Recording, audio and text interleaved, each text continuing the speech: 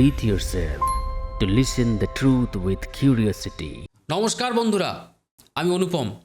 প্রতিদিনের মতো আজকেও একটা নতুন ভিডিওতে আপনাদেরকে স্বাগত জানাই। আচ্ছা, দিনের আলোয় যাদের আমরা ট্রাফিক সিগন্যালে হাততালি দিয়ে টাকা চাইতে দেখি, রাতের অন্ধকারে তারা যায় কোথায়? কেন আমাদের সমাজ হিজড়াদের নাম শুনলে কান খাড়া করে ফেলে, অথচ এদের আসল জীবনের কথা উঠলে সমাজ চোখ নিচু করে নেয়? হিজড়াদের যৌন জীবনটা কেমন? তারা কি আদৌ পুরুষ নাকি নারী, নাকি এর কোনোটাই নয়? এর আড়ালে শরীর আর টাকার এক বিশাল লুকোচুরি খেলা কি চলে? আজ আমরা কোনো লোক দেখানো গল্প নয়, আজ আমরা একদম সেই সত্যি কথা বলবো যা নিয়ে সমাজ ফিস করে কিন্তু প্রকাশ্যে বলতে ভয় পায়। এদের লিঙ্গ নির্ধারণের পেছনে কি বিজ্ঞান, সেটা আমরা দেখব। কেন এদের ঘিরে তৈরি হয়েছে যৌন ব্যবসার এক অদৃশ্য নেটওয়ার্ক, আর কেনই বা সুস্থ সবল ছেলেরা রাতারাতি হিজড়ে সেজে নামছে এই ব্যবসায়? ভারত এবং বাংলাদেশের হিজড়ে সমাজের ভেতরের অন্ধকার ও রোমাঞ্চকর সত্যিটা জানতে ভিডিওটা শেষ পর্যন্ত দেখুন। হাড় হিম করা তথ্য অপেক্ষা করছে আপনার জন্য। সবার প্রথমে আপনার মনের চুলকনিটা একটু দূর করে দেওয়া যাক। সাধারণ মানুষের সবথেকে বেশি কৌতূহল, ওদের শরীরে আসলে থাকে কি? চিকিৎসা বিজ্ঞান বলে এরা প্রধানত 3 রকমের হয়। 1, ইন্টারসেক্স, যারা জন্ম থেকেই অসম্পূর্ণ যৌনাঙ্গ নিয়ে জন্মায়। 2 নাম্বারটা হচ্ছে ট্রান্সজেন্ডার, যারা শরীরে পুরুষ কিন্তু মনে মনে 100% নারী, অথবা তার উল্টোটা। 3 নাম্বার ক্যাটাগরিটাই হলো সবথেকে চটপটে আর রোমান্টিক। এদের বলা হয় অ্যাক্রুয়া বা কৃত্রিম হিজড়ে। হ্যাঁ, শুনলে আপনি চমকে উঠবেন।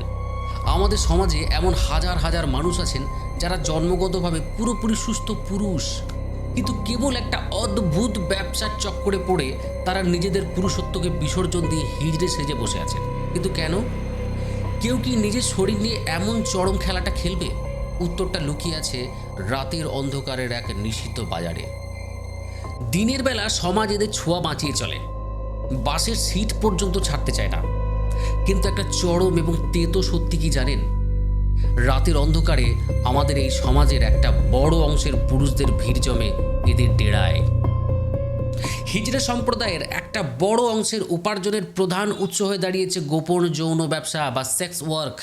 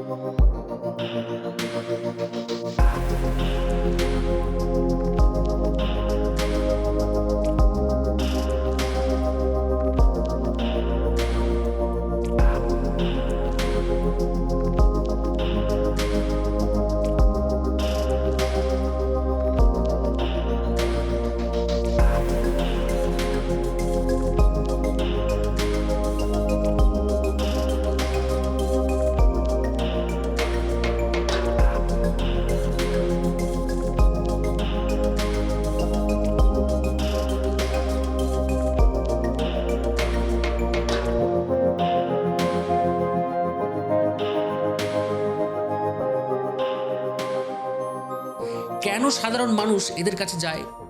সমাজবিজ্ঞানীরা বলছেন ট্যাবুর ভয়, পরিচয় গোপন রাখার সুবিধা, এক অদ্ভুত ফ্যান্টাসি।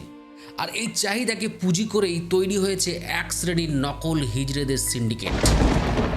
অনেক সময় গ্রাম বা মফস্বলের গরিব, সমকামী বা একটু মেয়েলি স্বভাবের ছেলেদের টার্গেট করে কিছু দালাল চক্র। তাদের মগজ ধোলাই করা হয়, কখনো জোর করে বা ড্রাগ খাইয়ে অপারেশন করিয়ে হিজড়ে বানিয়ে দেওয়া হয়।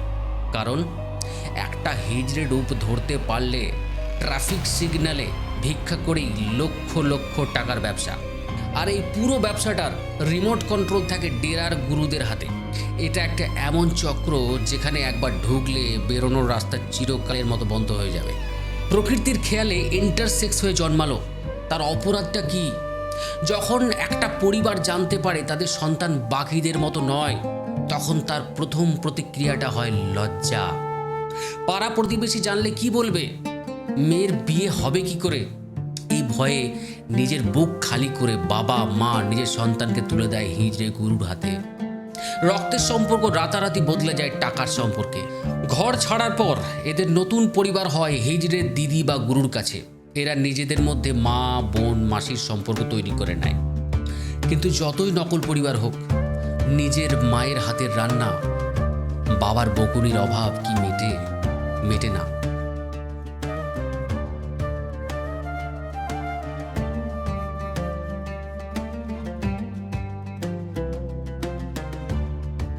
তাই তো উৎসবের দিনগুলো পুরো দেশ যখন আলোয় ঝকমক করে, এদের ডেরাগুলোয় তখন কি এক অদ্ভুত একাকিত্ব নেমে আসে। এদেরকে মূল স্রোতে ফেরানোর লড়াইতে আমরা কি মানসিকভাবে তৈরি? পরিস্থিতি সবসময় এক থাকে না, চাকা ঘুরছে। আজকে ভারত এবং বাংলাদেশে হিজড়েদের আইনি স্বীকৃতি দেওয়া হয়েছে। তারা ভোট দিচ্ছেন এখন, কেউ বা সরকারি চাকরি করছেন, কেউ বা ফ্যাশন শো কাঁপিয়ে দিচ্ছেন। কিন্তু সমস্যাটা কোথায় জানেন? আমাদের মানসিকতায়। আমরা পর্দায় বা ইউটিউবে এদের নিয়ে চটচটে গল্প শুনতে খুব ভালোবাসি, কিন্তু নিজেদের অফিসে এদের চাকরি দিতে বা নিজেদের পাশের ফ্ল্যাটে এদের বাড়ি ভাড়া দিতে আমাদের বুক কাঁপে। যতক্ষণ না আমরা এদেরকে সাধারণ মানুষ হিসেবে কাজ দেব বা মেনে নেব, ততক্ষণ এই অন্ধকার ব্যবসা আর জোর করে টাকা তোলার চক্র বন্ধ হবে না। তাহলে শেষ কথাটা কি? হিজড়ে সমাজের পেছনে একটা বড় ব্যবসার ফাঁদ যেমন সত্যি, তেমনি সত্যি তাদের উপর হওয়া মানসিক সামাজিক অত্যাচার।